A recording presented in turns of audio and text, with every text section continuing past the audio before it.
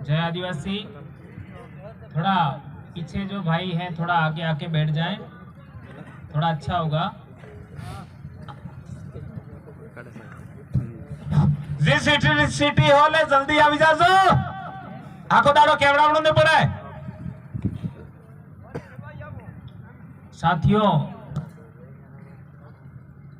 अभी सुबह से आप लोग यहाँ पर हमारे साथी भाई बहनों के उद्बोधन सुन रहे हैं।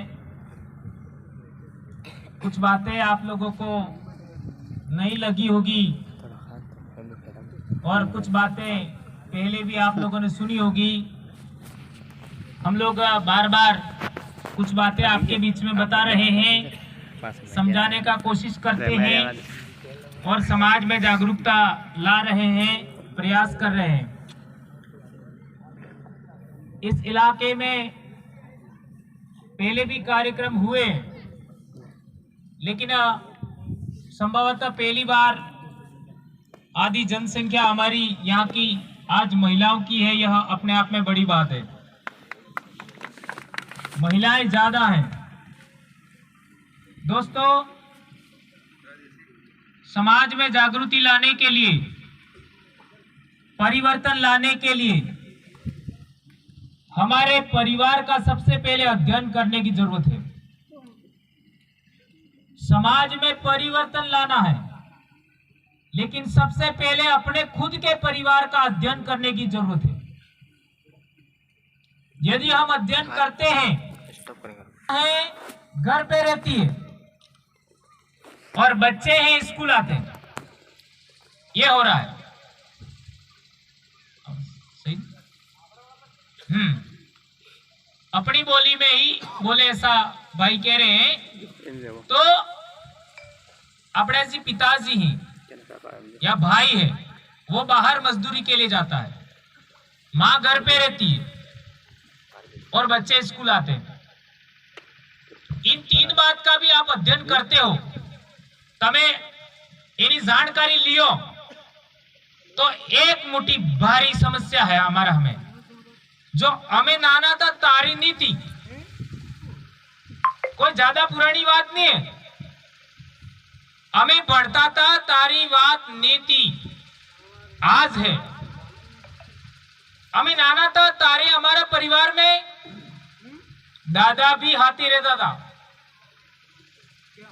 दादी भी हाथी रहता था, काका बाबा हाथी रहता था, आई बाप वो भी साथ में रहती थी। यानी अपने दादा थकी लगावीने 16 तक नो पूरो परिवार एक मुट्ठी में तो। ये बात सही है गलत है? ये बात सही है गलत है? सही बात है। आप लोग भी इस बात को जानते हैं, जो मेरी उम्र के। आज क्या हो गया? हम परिवार का ही अध्ययन करें आज तो क्या हो रहा है? पति पत्नी और बच्चे, इसके अलावा कोई नहीं, अलग हो गए। इससे क्या हुआ? आप लोगों ने देखा होगा, चाहे बच्चा मेरा हो चाहे आपका हो, मेरा अभी तक का ये मानना है, जानना है और देखा है, आप लोगों ने भी अनुभव किया होगा, यदि हमारा बच्चा है वह पढ़ाई में कम ध्यान दे रहा है या कुछ और गलत काम भी कर रहा है, नशा भी कर रहा है, तो हम बच्चे को कह नहीं पाते, क्योंकि बच्चा हमारा है। और कई बार तो आज हम लोग के बच्चे इतने बड़े हो गए, हमको पता पड़ा कि कोई भी अपना बच्चा कितनी भी उम्र का हो जाए, पर वो बच्चा है, वह अभी भी छोटा है, ऐसा माँ बाप मानते हैं। और बच्चे की जो कमियां खामियां होती है उस पर पर्दा डालते हैं। ये बात हमारे समाज में होती है। तो माता पिता और बच्चे तीन ही परिवार में रहने की वजह से हम लोग हमारे बच्चों को, जो परिवार संयुक्त परिवार था, जब दादा दादी साथ में थे, काका बाबा साथ में थे और सब मिलकर रहते थे, तब जिस तरीके से बच्चा शिक्षित होता था, वैसा आज शिक्षित नहीं हो रहा है। ये एक बड़ी समस्या है।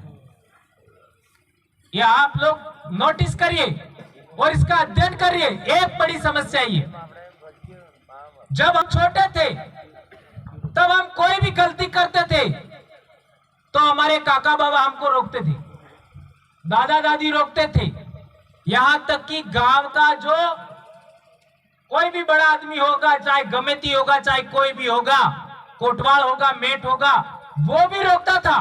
गांव का, अपने गोत्र का तो छोड़ा, दूसरे गोत्र का भी होगा तो भी गलत काम करने पर रोकता था। आज काका बाबा भी बच्चे को रोकते नहीं हैं। सही कह रहा हूं, गलत कह रहा हूं? हम लोग जब छोटे थे तब हमको यह भी शिक्षा दी जाती थी कि अपने गोत्र का बच्चा बच्ची है वह अपना भाई बहन होगा। यह भी हमको शिक्षा दी जाती थी। ये तीन बड़ी बातें मैंने आपको बताई। उसके साथ एक चौथी बात आपको कहना चाहता हूं। आज हम परिवार का अध्ययन करते हैं तो पहले पिता घर पे रहता था, आज पिता रहता है बाहर, मां घर पे रहती है और बच्चे स्कूल जाते हैं। लेकिन एक गंभीर बात, पहले हम स्कूल जाते थे, सारा दिन पढ़ाई होती थी, 8 घंटे की क्लास लगती थी और वापस आके हम लोग या तो पशु चराने जाते थे या खेती बाड़ी में साथ देते थे या अपना होमवर्क करते थे, प्रश्न याद करते थे। आज आप लोग देख लीजिए, बच्चा स्कूल जाता है तो क्या वह स्कूल में पढ़ता है? इसका भी आप अध्ययन करिए। या फिर बच्चा स्कूल से बाहर है, इसका भी आप अध्ययन करिए, तो आपको बहुत गंभीर समस्या नजर आएगी। बच्चा घर आने के बाद 8वीं क्लास तक पढ़ा हुआ बच्चा भी पशु को पालने के लिए तैयार नहीं है, खेती बाड़ी करने के लिए तैयार नहीं। 8वीं पास, इसके बाद पढ़ाई छोड़ दी तो भी करने के लिए तैयार नहीं। जबकि पहले हम छोटे थे, 8वीं में पढ़े चाहे 10वीं में पढ़ते थे, स्कूल से आने के बाद खेती बाड़ी करने के लिए हम तैयार थे, पशुपालन में सहयोग करने के लिए हम तैयार थे। आज की तारीख में बच्चे को मात्र और मात्र मोबाइल चाहिए, इसके अलावा कुछ नहीं, कुछ नहीं। चाहे वो 8वीं तक पढ़ा, इसके बाद पढ़ाई छोड़ दी, खेती बाड़ी से कोई मतलब नहीं, पशुपालन से कोई मतलब नहीं, काका बाबा से कोई मतलब नहीं। और तो और हमारा अनुभव है, 24-25 साल हमने नौकरी किया, हमारा अनुभव है, आज की तारीख में बच्चा है वह शिक्षक की भी बात नहीं मान रहा है। ये बहुत बड़ी समस्या क्रिएट हो गई है। हमारे जैसे लोग, हमारे जैसे शिक्षक, एक ही स्कूल में एक ही मास्टर हमारे क्वालिटी का होगा तो 100, 200, 500 बच्चों को भी हम कंट्रोल कर सकते हैं, कंट्रोल कर लेते हैं हम लोग। लेकिन उस क्वालिटी का शिक्षक नहीं है तो बच्चों को कंट्रोल नहीं कर पाते। आज हालात ये है कि 20 बच्चे एक क्लास में हैं तो उसको शिक्षक कंट्रोल नहीं कर पा रहा है। एक परिवार में 3 बच्चे हैं, माता पिता दोनों मिलकर कंट्रोल नहीं कर पा रहे हैं। ये भारी समस्या हमारे सामने खड़ी हो गई। और जैसे चंदू भाई बता रहे थे केस के बारे में, ये सभी इसी की उपज है। आज हम लोगों ने देखा, पिछले साल हमने एक अखबार में पढ़ा था, एक बच्चे ने बर्थडे मनाने के लिए, बर्थडे जानो, बर्थडे जलम तारीख मनाबा बल्ले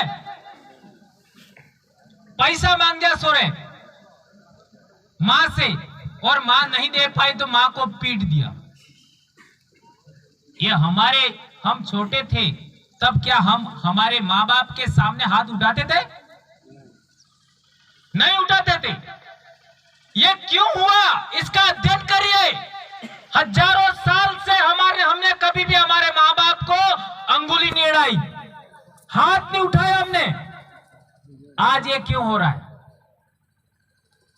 एक और बात पहले मैं बता चुका हूं, हमारे गोत्र के बच्चे, मैं मान लो परमार हूं, परमार गोत्र का बच्चा, चाहे वो किसी भी गांव का हो, दूसरे जिले का भी हो, भाई बहन होते थे। आज ऐसा इसमें भी बहुत सारा विखंडन हो गया। इसी वजह से बहुत सारे बच्चे जिद करते हैं कि नहीं, हमारी शादी होनी चाहिए, और इसी में बहुत सारे बच्चे फांसी खा रहे हैं। क्या ये मैं सही कह रहा हूं, गलत कह रहा हूं? अधिकांश बच्चों के आपका फांसी खाने का बड़ा कारण एक ये बन गया है, गांव गांव के बच्चे दोस्त हो गए, गोत्र गोत्र के बच्चे दोस्त हो गए। हमने ये बच्चों को नहीं सिखाया, ये न तो समाज ने सिखाया, न मां बाप ने सिखाया, न शिक्षक ने सिखाया। इस वजह से आज हमारी युवा पीढ़ी 8वीं 9वीं 10वीं 12वीं ये जो क्लास है, इसमें बच्चे का भावी जिंदगी की नींव खड़ी होती है, उसी टाइम बच्चे फांसी खा रहे। ये पहले कभी नहीं देखा हमने। आदिवासी बच्चे, आदिवासी लोग कभी फांसी नहीं खाते थे, आज बच्चा बच्ची साथ में फांसी खा रहे। यह हमारी समाज व्यवस्था टूटने की वजह से हुआ है, जैसा चंदू भाई बता रहे थे। एक बड़ी समस्या, पहले पूरा साल पढ़ाई होता था, पूरा साल बच्चा स्कूल जाता था। आज आप लोग, अभी परीक्षा चल रही है, अभी वर्तमान में, कल भी परीक्षा है, कल थी। आज स्कूल में जाओगे तो सभी बच्चे स्कूल में मौजूद मिलेंगे, सभी, क्योंकि परीक्षा है। परीक्षा है इसलिए सभी बच्चे स्कूल में हैं। लेकिन जैसे ही परीक्षा खत्म हो जाएगी और वापस स्कूल चालू होगी जनवरी में, उस समय स्कूल के अंदर कितना प्रतिशत बच्चे आते हैं? 200 बच्चे स्कूल में हैं। कितने बच्चे स्कूल में आते हैं? ईमानदारी से बताइए। हैं? भाई कह रहे 50, 200 में से 50, सोचिए, 50 नहीं तो 100, आधे बच्चे स्कूल नहीं आ रहे हैं। ये दिसंबर, जनवरी और मार्च फिर परीक्षा आ जाती है। ये इस महीनों में बच्चे आधे से ज्यादा स्कूल आते ही नहीं, आधे से ज्यादा बच्चे स्कूल आते ही नहीं। और जुलाई, अगस्त, सितंबर, ये 3 महीने तो मेजर, और अक्टूबर भी गिनो, ये 4 महीने सबसे ज्यादा बच्चे स्कूल आते हैं। जुलाई, अगस्त, सितंबर, अक्टूबर, उन महीनों के अंदर यदि किसी स्कूल में 200 बच्चे हैं तो करीब 160 से 180 बच्चे आते हैं। मेरे शिक्षक भाइयों, क्या भाई ये बात सही कह रहा हूं मैं? ये सही है। अब आप सोच लीजिए, आज की तारीख में बच्चे स्कूल क्यों नहीं आते? तो हम लोगों ने ये दिवाली के बाद विवाह करना शुरू